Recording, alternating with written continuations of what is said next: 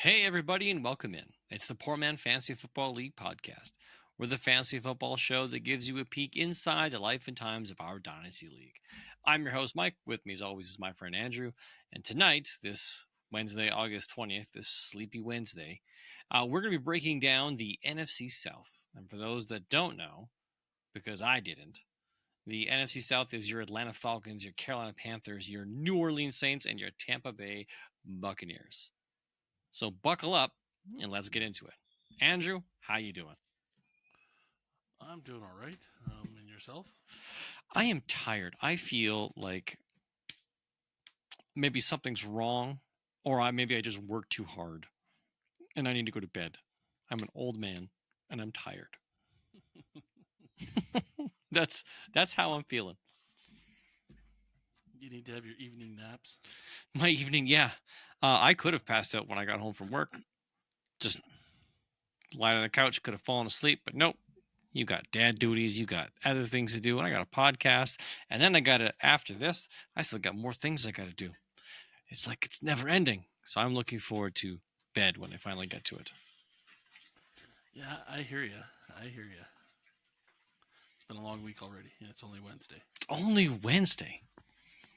Well, hopefully when this gets out there and you guys are listening to it, it finds you in a good, healthy place where you're not falling asleep, hopefully not driving. Yeah, hopefully not driving. Hopefully Or not driving. operating. Heavy machinery. Yeah, Or a street sweeper. unless we're putting you to sleep. Oddly enough, my daughter does use this from time to time to help her fall asleep. That's what you were saying last week. Yeah. Yeah. I'll take the listener. I'll take it. For sure. Yeah. Anything going on in your world? Not a lot, just crazy busy with work. Okay. Watching any good shows? Nada. Nada. Okay. Well, actually, you know what? No, that's not true. I started a thing on Netflix, and I watched the first episode. What's it called here? Is it The Dream Lion- Team? No, the Lioness. Oh, the Lioness. Yeah, I've seen that with oh, what's her name? The girl from Guardians of the Galaxy girl. Yeah. Yeah. Is it good? Like I said, I saw the first episode. It looks like it's going to be pretty good. What caught me was in the preview. She's like a high-ranking military person, and she has like an operative in Kuwait who was compromised, and they go in and they try to get the person out. And then when she gets back to the base, she starts bitching at everybody, and everybody's bitching at her. And she gets up getting into a fist fight with another female military person. And then the head of the base came out and starts yelling at both of them. And she turns around and looks at him and says, "I'm the highest fucking ranking person anywhere I go. Where's your office?" And he goes, "In there." Why? Because now it's my fucking office. Pardon my language, everybody. Sorry. Yes. Yep. Language. Disclaimer. Sorry. Mm-hmm. But it's wow. It's the if you ever watch like I want to compare it to like that TV show SEAL Team. Okay. But I think a lot more intense and a lot more violent. Oh, all right. I haven't watched that, but I do like that kind of drama.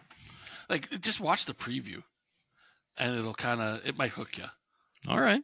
That's what hooked me. I had loaded up Netflix on the computer. I got distracted, and you know how like they just automatically play the preview of the whatever the thing they're trying to advertise, and that came up, and it was like, oh wow, this is kind of intense. I'll have to check it out. So the first episode was good. I'm gonna have to add it to my list. You watching anything?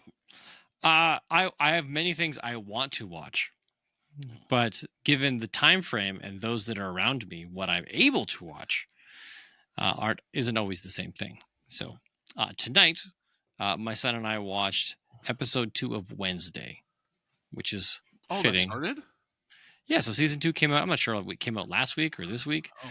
Yeah, so we watched episode 1 yesterday, and we watched episode 2 today while we were cleaning up in the kitchen, making supper. Yeah. My daughter. That's it. That.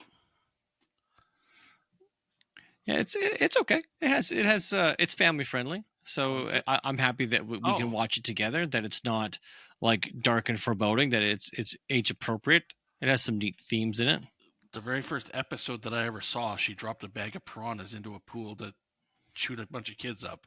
How is that family friendly? Uh, you just got to take some of that with like it's TV 14. I think it's its rating. Um, Okay, yeah, it's all right. interesting. Okay. Mm-hmm. Well, there is some football news. I'm going to avoid all the injury stuff. I'm just going to presume the majority of you guys have kept up to date on calf injuries, and groin injuries, and hamstrings, and obliques, and fingers, and if you're not, well, shame on you. Hooray for me. we still got 2 more weeks before we get some real football in. Yeah. But here's where we're at. So the news has been floating out there, which is actually kind of interesting, is the Commanders running back Brian Robinson Jr. is rumored to be traded or possibly cut from the team. Did you watch the game on Monday night? No, I have not been able to catch any footage yet. So he wasn't allowed to be at the stadium for the game. Really? The announcers kept thinking a trade might be happening like any second. That's why he wasn't allowed at the stadium. And they basically just kept talking about Rodriguez and that Jacoby Merritt kid. Yeah, the rookie might be the two.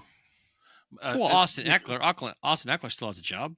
He's listed as the starter. He is, but those other guys just and maybe it was the offensive line for the Commanders, but those two kids walked all over the Bengals. That's not saying much. It's the Bengals. Come on. But they were playing with the first team offense, not Eckler. Interesting. Like the one guy, Rodriguez, broke off like a 30-yard run in the first quarter, and then had another couple of like 15-yard runs. And then the other kid had some really good runs as well. So it's going to be a tough battle. I think Eckler's got if he might be the starter, but he's got people breathing down his neck. Yeah, maybe it's a timeshare. They're just going to rotate guys through. I'm just curious to know what the thought is on Brian Robinson. Is there something wrong? Maybe he's just too expensive and they're willing to move on? I think that's what it is the money. Hey, we got these two young guys that are a heck of a lot cheaper. And with that wide receiver there, Terry McLaren not wanting to play either. That team could be in a little bit of trouble if they don't sign presumably their two best offensive weapons outside of their quarterback. But Brian Robinson's already under contract, so they don't need to re-sign him for anything. So unless maybe he's demanding more, I don't know. Like I think he's an okay running back. I don't think he's amazing by any stretch of the means, but if he gets cut, like I wonder where he's going to end. He's going to end up somewhere. Someone's going to pick him up. He's good enough to be on a roster. That's what everybody was saying. That's what the commentators kept saying was he will be somewhere when the season starts. It just probably won't be the Commanders. Interesting. Okay. Other news, speaking of starters, we got the Colts have named Daniel Jones as their starter. Do you see that as we are now officially done with Anthony Richardson and we are moving on? Or what do you think that means? One of two things. Either they're doing this to be a wake-up call to Anthony Richards to say, you're not cutting it, kid. We're gonna put this guy who's failed everywhere he's gone. Well, he's only been one other place. Giants, yeah. But the Giants didn't want him. Mm-hmm. So we're gonna put this guy in over you because you're not performing. So you got the first few weeks to get your poop together. Or it might be just like you said, they're done. And you'll see them not make the 53-man roster. Because I can't see them I can't see them. Hey, you're benched, and start the season with both of them. Okay. I mean, maybe they do. Maybe they do, and maybe they keep him just in case Daniel Jones doesn't perform, and it's like, okay, we got crap or crappier. Which are we going to start this week? I'm of the opinion that they made the decision that they are done with Anthony Richardson. That he did not show what they needed to see or wanted to see. That I'm assuming the head coach probably feels he's on the hot seat and he's going to be out. So he's going to put the guy who's going to give him the best chance to get some wins, and that's Daniel Jones. It's not Anthony Richardson. So I'm happy that Daniel Jones is the starter. I think it bodes really well for tight end rookie Tyler Warren, wide receivers Josh Downs and Michael Pittman, and running back Jonathan Taylor. I think it's good for all of those guys versus Anthony Richardson. Sure. I don't think neither one of these guys are going to stay as the starter by the end of the year. I think they're going to be looking to either waiver wire somebody they're of their own and free agency, or draft their next prospect. I think that's what it is. I think they're going to tank the season and well, not like tank it, but hey, if we win one game, we win one game. If we win 3, hey, that's a success. Like I think I went on Sleeper. I think they only have Jones at projected for like 9 points. Week 1 starter. Yeah, week 1 being the starter. Wow. Projected 9 points. That's embarrassing. I think he's at least maybe 12. Let me just pull it up again. I'm going to go have a look here. I know when the news was announced, a couple people posted. What, 1509. Okay, maybe it was right before they announced it. Yeah, it was at the 9 points. Although they're only giving him 6 weeks. That's funny. So looking at his player card in Sleeper, they've got him going 15, 15, 17, 17, 17, 17.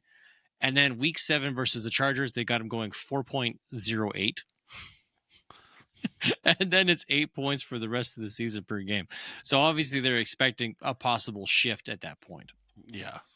Yeah, I think that's funny. Well done, Sleeper. Well done. Yeah. Oh, that's cheeky. Okay, let's see. Now that in second bit of news is Joe Flacco has been named the starter for the Browns, and that they'll be retaining 4 quarterbacks on their roster. Now, I suspect of the 6, Deshaun Watson will go on IR, so he doesn't count. And then of the remaining 5, they'll probably cut that. What is it, Tyler Huntley? I think they'll probably cut Tyler Huntley, who they recently signed, and keep Pickett, Gabriel, Shadur, and Joe, and go into the season and figure this out. Now, Sleeper has given Joe Flacco an entire season of stats.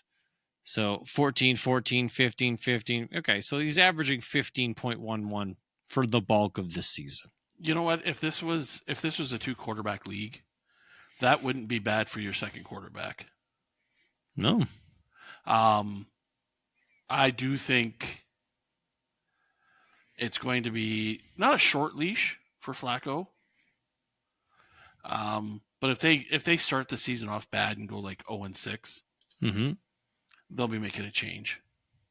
Or if he's just not seeing the field like he normally does. Okay, if they go 0-6, but it's all close games, and he's putting up numbers, and he's seeing the field like they should, yeah, sure, you let him keep playing. Because you're still doing him the favors. They're trying, they're putting up a good product, they're just not winning. Yeah. Things just weren't going their way. Refs are calling too many penalty flags or what have you. Sure. But if he's not seeing the field, short passing or way overthrowing, missing the sweep out to the side and overthrowing the guys or what have you, I think from that perspective, it'll be a short leash that if it looks like he doesn't have it, they gotta move away from it, I think. Okay. There's also been a couple trades that have happened. One of them happened tonight, but let's get Texans have traded away wide receiver John Mechie III to the Eagles. I haven't seen the details of what was involved in that trade, but kind of an odd landing spot to me. That's a team that seems to already have good depth at wide receiver. I'm not sure why they'd bring in another guy. Maybe they're thinking the third spot wide receiver. Well, they've had some other guys that have already showed up. A rookie and another, like, not a veteran, but like a younger guy who's only a couple years in. Yeah. So, like, all right, okay, that's one thing. And then the Broncos traded away Devon Vele to the Saints. And that was, to me, that was surprising. Maybe they really do love the depth that they have. The new guy, Pat Bryant, or maybe Troy Franklin. Somebody else is rising up and they're saying, hey, we have too many assets. Let's get something. Poor guy went to the Saints, though. You just got to feel bad. Yeah. That's a big blow to your ego when you're going from a team that, hey, could challenge for the division, could have a run in the playoffs, and then you go to, hey, you're going to go to New Orleans. Not only does your team suck, the weather in the fall sucks because of the hurricanes, too. Oh. Okay, so it looks like we got a question coming up into the chat here. Juan, a.k.a. Juan Two Tree, it says, okay, watching a food show and seen it a few times, but Putin, the way he spells it, is actually pronounced poo-tin or poo-tin. And is it worth? Is it worth what? Yeah. Is it worth it? It's like, yeah, is it hyped? Poutine, the Canadian fries, cheese, and gravy. Yeah, it's actually delicious. Yes. I love it. Juan, it's awesome. But it has to be cheese curds. You know what? A good shredded mozzarella on it. It's good too. Okay, that's good. But cheese curds are that is the squeaky cheese. Yeah. Yes. And then it's a controversial thing. There's so many places now that do, like, they call it gourmet poutine with, hey, we got smoked meats, or we got pulled pork, or we've got blah blah blah blah blah blah blah. It's not poutine anymore. No, I'm a purist. I like just the poutine. The way 4 ingredients: French fries, gravy, cheese, and ketchup. Well, I guess it's just 3 ingredients for me then. Yeah, it's just those 3: fries, ketchup, and gravy. That's it. I do ketchup on mine. Okay, I'll let that slide. I think it's disgusting, but sure. No, hey, that's why I say it's controversy. Either people love the ketchup on it or they hate the ketchup on it. I do like KFC makes a really good poutine because of the infamous KFC gravy. But KFC is hit or miss with their gravy. It's either thick, it's thick, and it's got to be the thick stuff, or if it's been watered down too much throughout the day to save money, it's nasty. Same thing with Harvey's. That's another chain in Canada. Love that. Their gravy is hit and miss too, with either too watery or it's really good when it's thick. I was just going to say that the gravy has to be a nice thick gravy. And it's got to be warm, right? Because it's got to partially melt your cheese. Yes. There used to be a place in West Edmonton Mall when Phase 3 first opened up. It was a fast food joint in the food court called Salads by George. And like the Chinese restaurant takeout, those little metal round containers for takeout. The spherical ones where you'd fold over on a little cardboard lid. Yes. Yeah. The guy there did for $4, filled up one of those things with fries, and he usually used crinkle cut fries. Oh yeah, I like those. And then did the gravy and the mozzarella cheese, and then threw it in the oven for 30 seconds just to melt the cheese. Yeah. So it's almost like a pizza melting mozzarella over your fries and gravy. Okay. Unfortunately, the guy was charging way too little and went under. Not a business. Yeah, because he couldn't. But that was my first introduction. I think I was like 15, 14. The first time I ever had it, and Okay. I was hooked. My first experience of it was in Banff at a place called Spestiflix. And I'm struggling to say that name, but it was a little like diner right on Main Street. I was there in town with my girlfriend at the time and her family. We're on a skiing trip. And they're like, hey, you got to come and try this little restaurant. We come here every year. I'm like, all right, cool. Let's check it out. I don't know. I'm 15, 16. So the same age as you were, I guess. Go into this place and they're like, you got to try the poutine. I'm like, what is poutine? It's like, it's cheese and gravy. And I'm like, I don't like cheese. At that time in my life, I did not like cheese. Cheese was not a thing that I enjoyed because I had grown up with cheese slices, which isn't really cheese. It's more like a plastic substance that looks orange and tastes good. So real cheese was not something I had fallen in love with. So sure enough, my girlfriend and I, we shared some. We tried it. And I'm like, I love fries and gravy. Fries and gravy is like chef's kiss to me. You put cheese on it, now it's weird. But I liked it. And at that point, I didn't know that cheese curds was the way to go because this was like sprinkled mozzarella, whatever. And it was all melted and goopy and stuff. It was good. But when I found out cheese curds, and I'm like, oh man, like I'm struggling with cheese as it is, and now you're putting these weird giant cheese chunks in there, and then when you're chewing it, it's kind of rubbery and you're squeaky, and I'm like, but it's tasty still, and I'm like, okay, yeah. I don't know when the first time I had cheese curds was. I think it was like in my 20s. This is much later, but all in all, poutine, man, it's worth it. It's worth a try. Give it a whirl. Make it at home. Try it out in a restaurant. I don't know. There's too many places down there in Bakersfield, California to get poutine. But if you can, I'd suggest you try it. Yes. Yes. Speaking of fries and gravy, though, have you ever had pu-tsin's? No. Okay. I'm going to get you the address here. pu-tsin? Yes. It's in the West End. Oh, I see. pu-tsin's ice cream. Yes. Skip the dishes? They have. Oh, they're on Skip. Well, it's too far to deliver to my house. They have the best fries. Well, they're not far. Yeah, they're not far from me. They're a little bit from you. Probably a 15-minute drive. Yeah, but they said 163rd Street. Yep. And 95th Ave. So, yeah, on the West End here. Okay. Yeah, they have the best fries and gravy, hands down. When I was a kid in school, because this place had 2 junior highs and 2 high schools right by it, there was lineups. Okay. Upon lineups for this place. It's no longer in business. Oh, it was closed down. No. November 19th, 2024. Evidence of pests was noted in the commercial food establishment, and any surrounding area premises of facilities supporting the food establishment must be kept free of pests and conditions. Yeah, the city shut it down. Yeah, that was a place. That place had been open since the early 80s, maybe even the 70s. It was a family-run business. Yeah, so I'm just reading up on some of the notes and comments here online.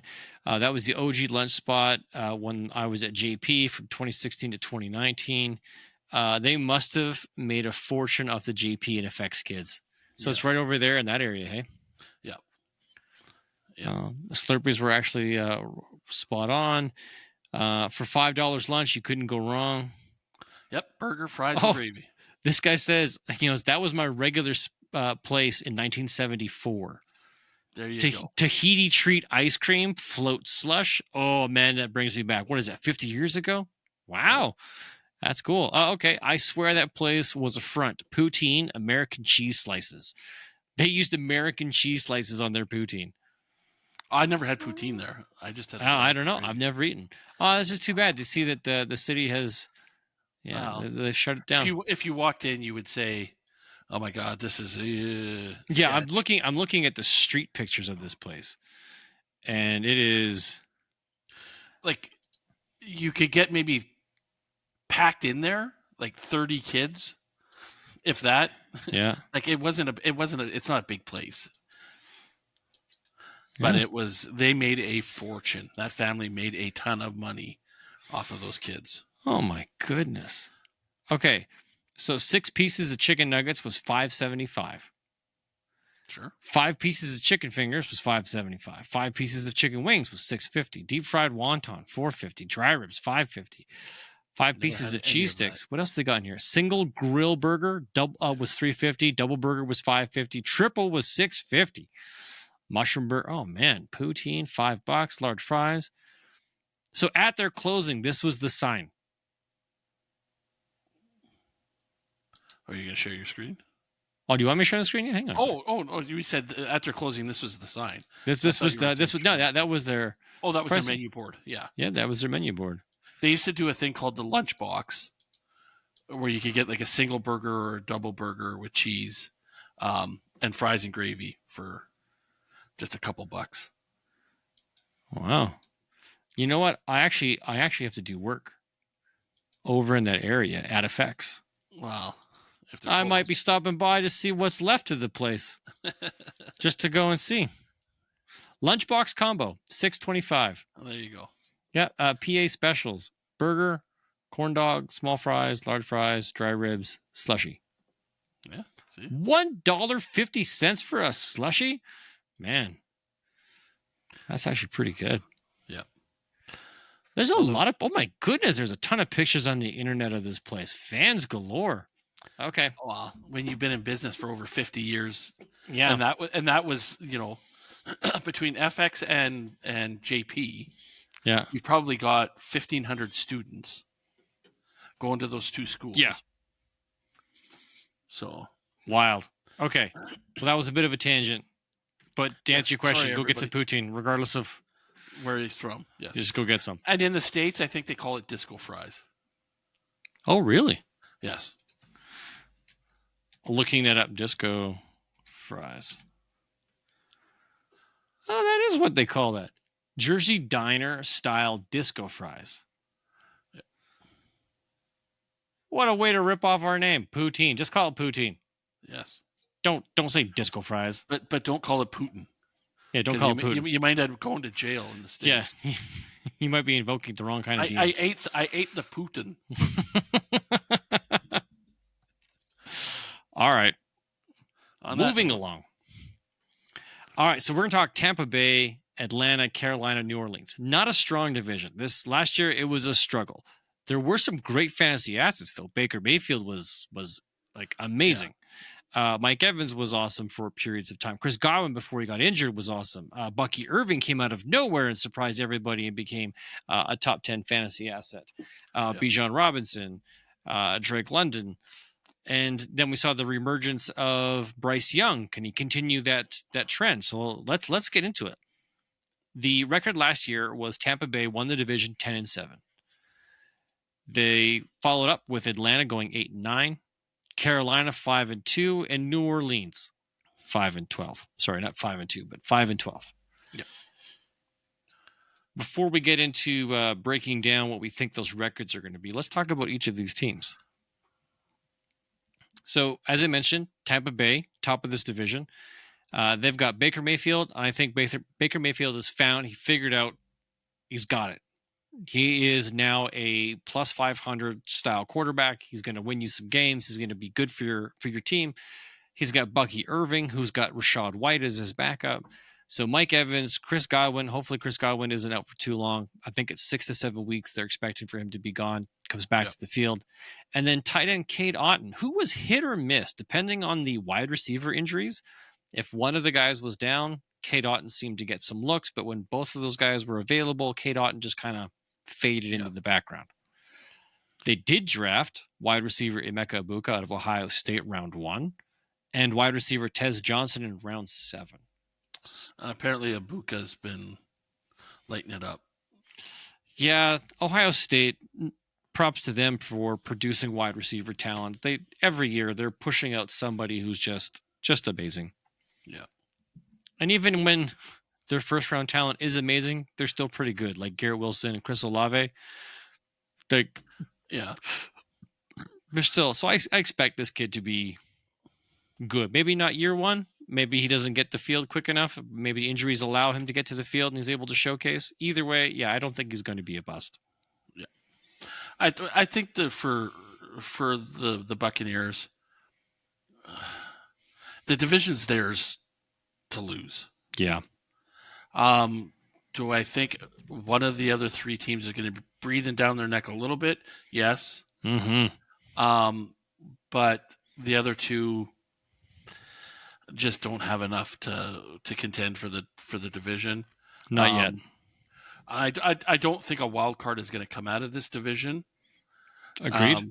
So it's a 2-horse race for the division and the one playoff spot, I think. But I think this division is on the rise. Eventually, some teams they ebb and they flow. I think this team has hit their bottom and is now starting to make some moves and is on the rise. Yeah. There's a few teams. I think Tampa Bay's on the downward trend. I think they peaked 2 years ago. Really? And I think they'll just kind of continue to, because when you have Evans and Godwin aging out, unless you're going to flip if Ibuka does well and then you have to get another one, it might take them a couple of years to get back to where I think they were a couple of years ago.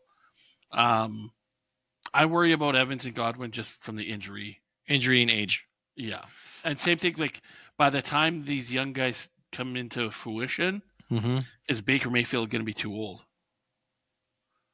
And then now they're fishing for another quarterback type thing. Yeah, so their window for winning a Super Bowl might have closed or might not be there. But yeah, I think they're still going to be a good team that's going to push other people. Yes. Yeah. But I don't think you're right. I don't think I wouldn't put them.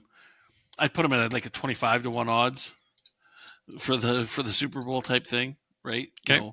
They're not a favorite, but they're not at the bottom of the league. No, that's fair. Next up, we got the Atlanta Falcons, another team I think is on the rise. Michael Penix Jr. did take the job from Kirk Cousins last year. Still no word on what's going to happen with Kirk Cousins. He's still on the roster. He's still with the team. But Michael Penix is their starter. I could see Kirk Cousins kind of fade back a little bit and then maybe even become the quarterback coach. If he wants to. Do you think he's willing to do that? I don't think he was overly impressed with being pushed to the side. But if he's accepted his role that, you know what, I'm not going to be a starter anywhere, and he wants to stay attached to football, that would be the next obvious step, is for him to kind of get into coaching or mentoring or being a consultant or something to the team. Who knows? All right. Well, this team's also got Bijan Robinson, Tyler Algier is a solid backup, Drake London, Darnell Mooney, who's injured at the moment, but hopefully he'll make it back, and then Kyle Pitts. Those are kind of the names to watch out for. Maybe this is the year Kyle Pitts delivers on his draft promise. Maybe. Yeah. Otherwise, this team did not draft any offensive rookies. Not even offensive line? They might have got an offensive tackle, but they didn't go for any of the skill players. So they're figuring, I'm staying pat with the team that I got. Yeah, we're gonna run with this and see what goes. Hey, I kind of like that. I want to see what goes on. I think their ceiling is high. That if all of these guys start clicking, you got Bijan Robinson, who is being projected as the number one running back. Now you got Drake London and Darnell Mooney. If they start clicking with Penix, they could have a high-scoring offense. It could be really fun to watch. Yes, they're the team that I'm saying is breathing down the neck of the Buccaneers. So it could be they could surprise some teams. I think they're a year away. Okay, if they short up their defense this year and their defense gets really solid, and then in the draft next year, they take that one or two pieces on the offense that they need, next year could be their year. Okay. Well, next up, we got his Carolina Panthers. With quarterback Bryce Young, hopefully he's able to take another step. Canadian running back Chuba Hubbard, who signed himself a good deal with the team. They did bring in Rico Dowdle, so I think he's probably going to be the third down change of pace, pass catching down back. Chuba Hubbard does not play with receptions in his forte, not his thing. They still have wide receiver Adam Thielen, and then last year's first round draft pick Xavier Legette, and tight end Jatavian Sanders. The rookies they drafted was wide receiver Teteroa McMillan, which seems to be a hot selection this year. Very high expectations. Yep. They did draft running back Trevor Etienne, round 4, tight end Mitchell Evans, round 5, and wide receiver Jimmy Horn in round 6. So outside of Teteroa McMillan, the rest of the roster doesn't seem to have a lot of competition for their spots. No. And when you got Adam Thielen, pushing 33, 34. Mm-hmm. I think he could end up being the number 1 wide receiver on the team by the end of the year. I can't see Legette. Legette's just he's a number 2. I don't think he'll ever get higher than that. Chuba Hubbard is going to have Etienne breathing down his neck, I think. Dowdle, I don't see him as a number 1 running back.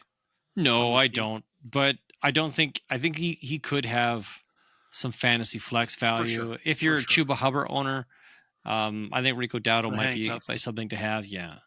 Or having Chuba Hubbard and Dowdle, or Chuba Hubbard and Etienne might be a decent combination. Okay. My confidence. Hubbard had a good year last year. Mm-hmm. So to me, it's almost like the sophomore slump. I know it's not his sophomore year, but can he repeat? Can he repeat what he did last year? And this team, I struggle to find what's their identity.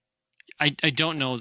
That's the thing. If maybe this is the year they define that, because last year they didn't get a lot of wins, but they did show up in a few games.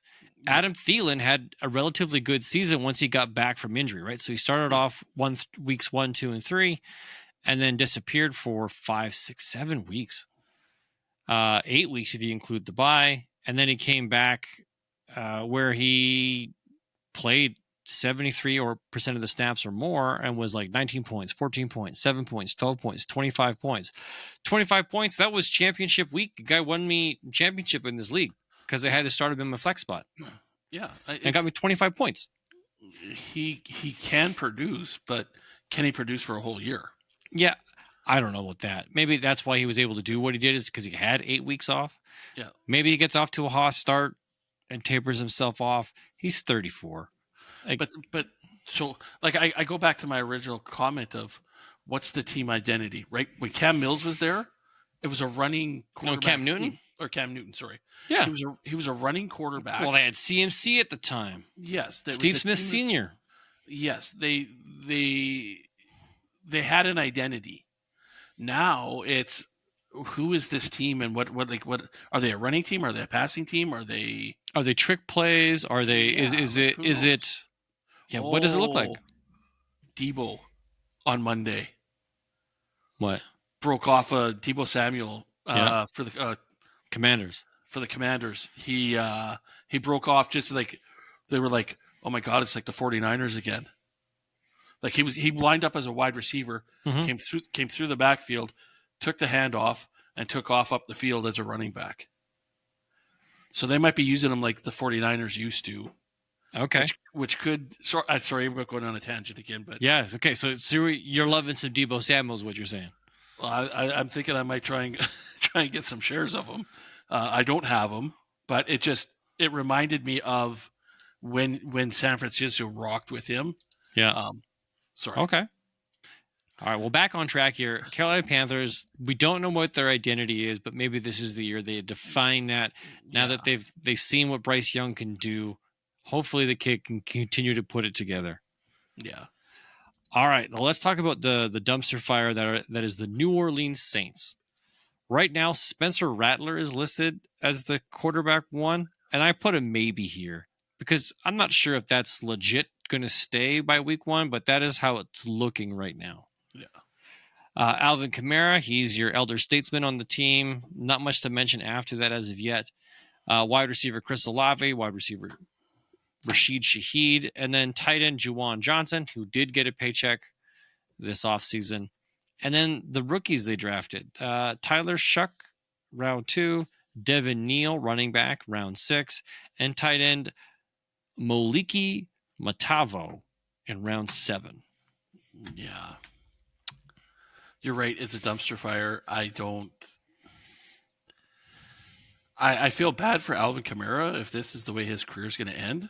Yeah. On such a poor team. Like, it's the team just kind of saying, we're going to save some money by not bringing in any stars and rebuild. Well, they've been kicking right from the bottom can down the road with a bunch of contracts for a long time. Yes. Eventually, it's going to come due, and they're going to need to do the reset. This might be the year followed by next year with the reset. We're like, hey, guys, we're not in a good spot. Let's just deal with our problems, tank the year with the garbage that we've got, and look to the future. It'll allow us to shed some of this bad cap hits that we've got and reassess ourselves. So, like you said, it is sad to see this happen to Alvin Kamara. It's not a team that's contending for a playoff spot at all. So he's probably not going to see the postseason. Yeah. And like even the young guys that they drafted, none of them speak, hey, come get me on the waiver wire.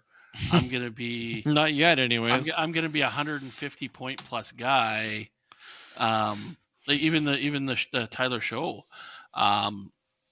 if he's the starter, I can't see him putting up 25, 30 point games.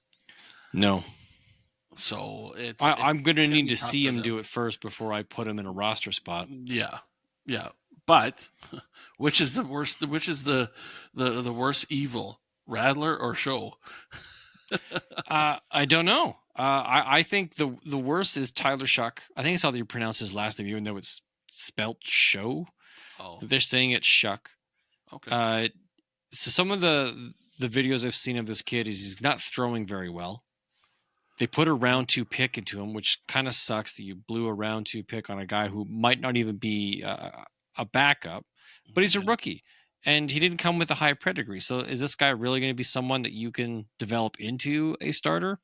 I don't know. Spencer Rattler, you already know what he can and can't do. And if you're starting with him, it just kind of says that the other guy is in worse off condition. Yeah. It's not good. Yeah. Nothing on this team instills me with any confidence that, hey, we're going to be the team to beat. No, thank you. Yeah.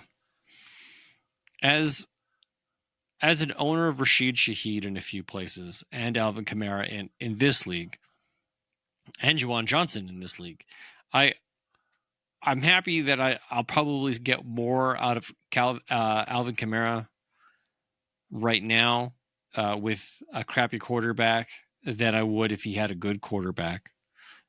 Right? Because I think they might have to rely on the running game a bit more. Check downs, he's really good out of the backfield that way. So maybe that's the positive I'll take away from this. Yeah.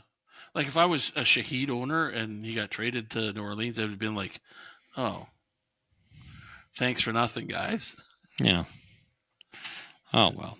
Well, let's talk about season records for these teams. Let's start off with Tampa Bay. They finished 10-7. Here's what I've got. I have them going 11-6 this year. Wow. Yeah, I have them improving. Okay. Yes, because I think, looking at their schedule, they're not facing a lot of really, really tough teams. And I think they have a good chance of getting most of their wins right in their own division. I don't know if I'm going to say everybody's going to lose to New Orleans or is going to beat New Orleans.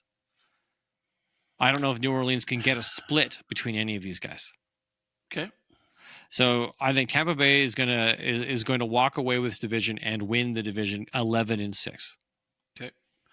I actually have them going backwards one game. I got them at 9-8. like I said, I think they've taken a little bit of a step back. I think they split with Atlanta. Yep. They'll sweep Carolina, Mm-hmm. and I think New Orleans steals one from them. Really, a surprise upset. I think New Orleans will steal the second game of the season from them because Tampa Bay will look past them going into the game. Okay. And think, oh, this is a cakewalk. This is a guaranteed win. And that'll be the one. That'll be one of a surprise for New Orleans. That'll be their glimmer of hope that, hey, we beat the division champ.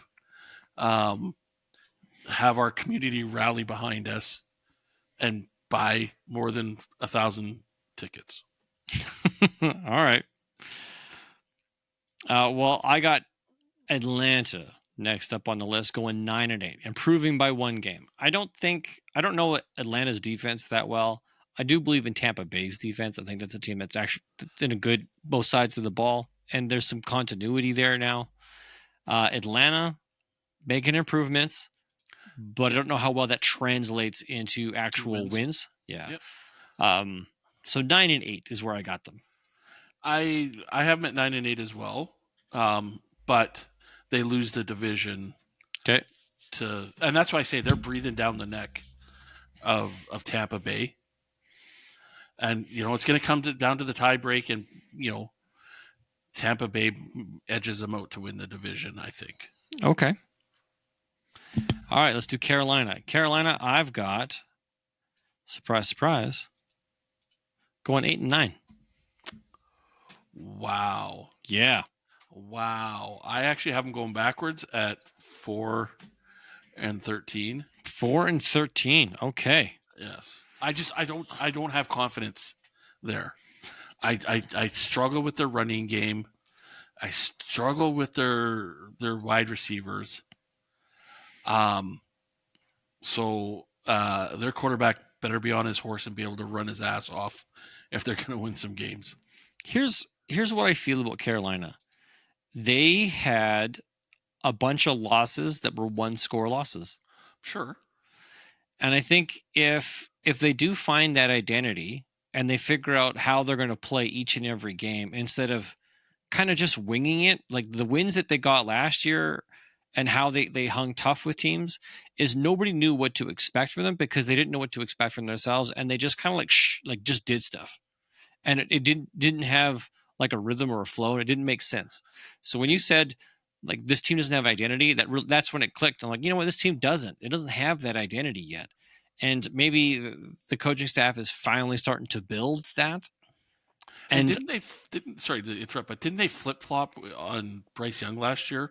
Like starter and Andy Dalton, pulled him and then put him back in, and that's my. But when they put him back in the second time, though, is when the kids started like making it happen, right? Like that's when he realized, okay, hey, I made some mistakes. Dalton went in, they pulled Dalton out, they put Bryce back in, and then he's like, all right, now I'm hitting Adam Thielen. Now I'm hitting Xavier Legette. Now I'm making things happen. That's when Chuba Hubbard also got essentially established himself as the dude. Yeah. Right. Because they were flip flopping at wide receiver targets. They were flip flopping who was the starting running back, and they didn't have consistency at quarterback. So if they now know Bryce Young's their guy, Xavier Legette, possibly Tedrow McMillan is their guy, and Chuba Hubbard is their starting running back who's going to pound it between the tackles. Okay, now they're going to establish what their identity is. And I think those one-score games will fall on the opposite side. And this team, maybe 8-9 is ambitious, but I think they're better than 5-12. Okay. Yeah. Okay. And last but not least is the New Orleans Saints. And I think, just statistically speaking, they end up with 2 wins. Realistically speaking, they could go winless this year. I also have them at 2-15. Okay. And like I said, one of the wins I think comes against Tampa Bay, because Tampa Bay I think just looks past them, and that could actually even cost Tampa Bay the division. It could. It could also cost New Orleans the first overall pick. True. We've seen that happen before. Yeah.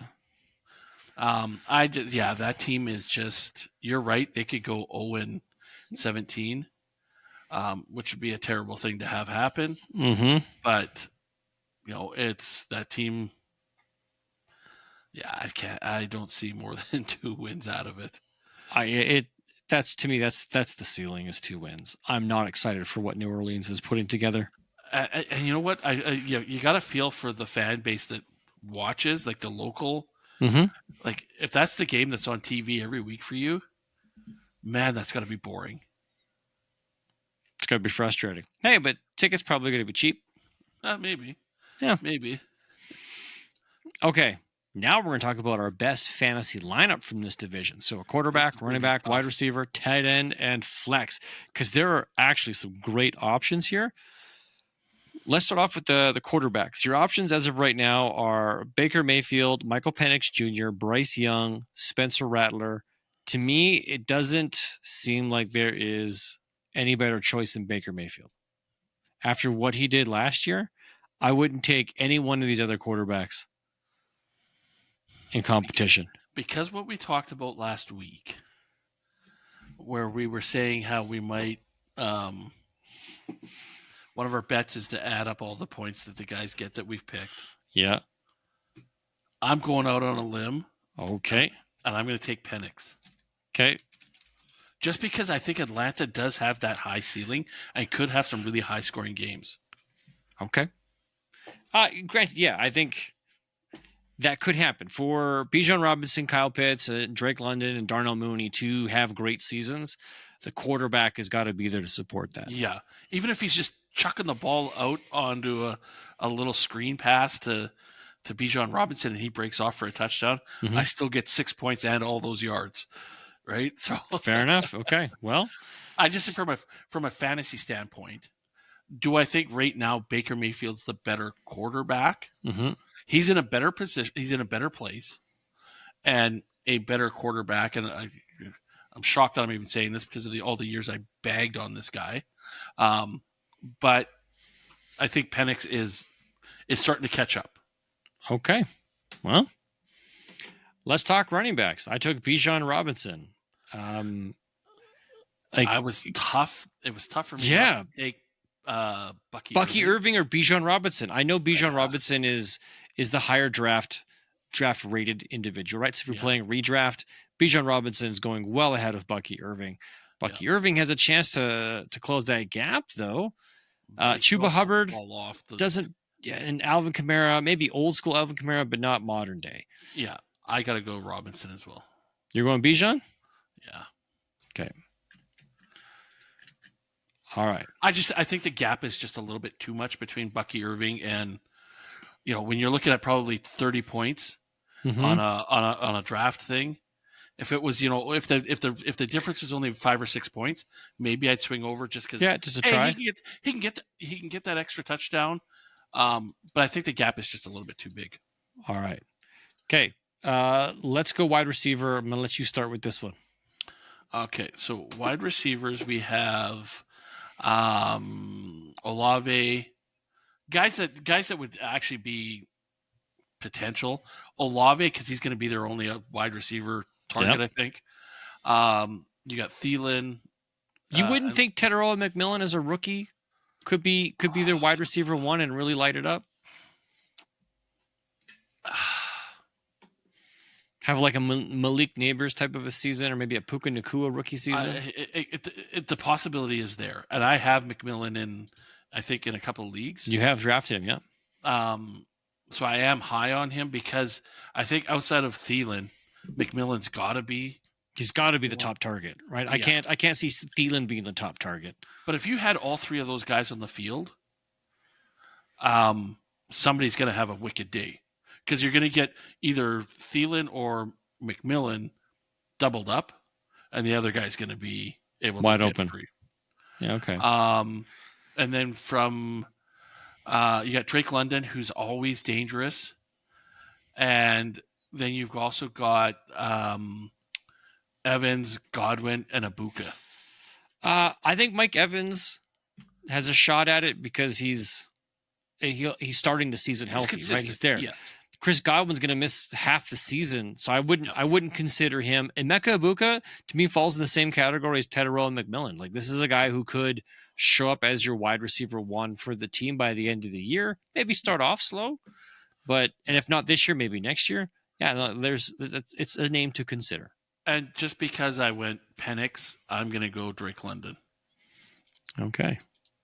Well, that makes 2 of us, because that's who I took.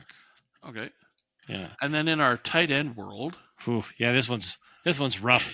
Kate Otten, Kyle Pitts, and then really nobody. Nobody. Yeah, those are the 2 names that I would consider. Kate Otten did stuff in sometimes when he was needed. Kyle Pitts, I don't know. Like, that's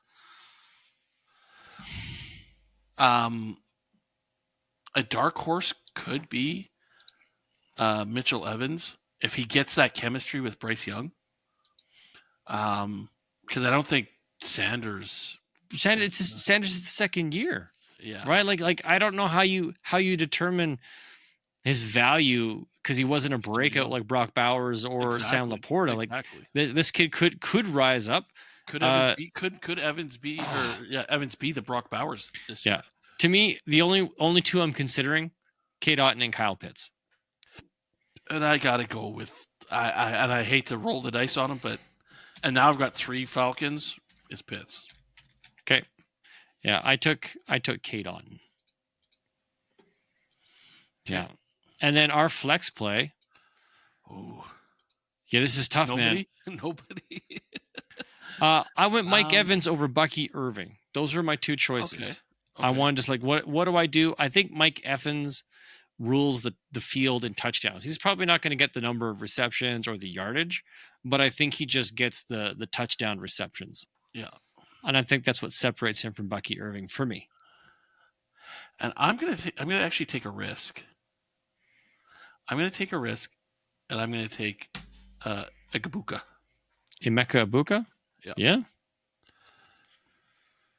Emeka Egbuka. Yeah, I'm not spelling that on my own. I'm gonna go and copy and paste that one. Yeah. Emeka Egbuka. All right. So my roster: Baker Mayfield, Bijan, Drake London, Kate Otten, Mike Evans. Yours: Michael Penix, Bijan, Drake London, Kyle Pitts, and Emeka Egbuka. So there we go. We actually have a division where it's not too similar. Yeah, not the same. Oh, that's awesome. Okay. Well, that does bring us to the end of this week's episode. Thank you, boys, for listening, and girls, for listening to this week's show. Hopefully it has entertained you as much as it has entertained us. We apologize for the swearing earlier on. Yes, I will try and add some beeps to see if we can get that fixed, but it's all for the its and giggles of it all. Next week, when we get back together on August 27th, when we record, will be the NFC East. The East? Are you away? I have a dentist appointment that day. So you're going to suck with a frozen mouth drooling on one side? Could be. We'll chat about it. But sorry, what were we doing? East? Yeah, the NFC East. Oh, I hate that division. Okay, well, if you're sick for it, then I'll talk about that division all by myself. Yeah, no, but yeah, no, this has been good. Lots of fun. Yes. All right, everybody. Whatever your week is holding up for you, hopefully you are enjoying it and making the most of your end of summer before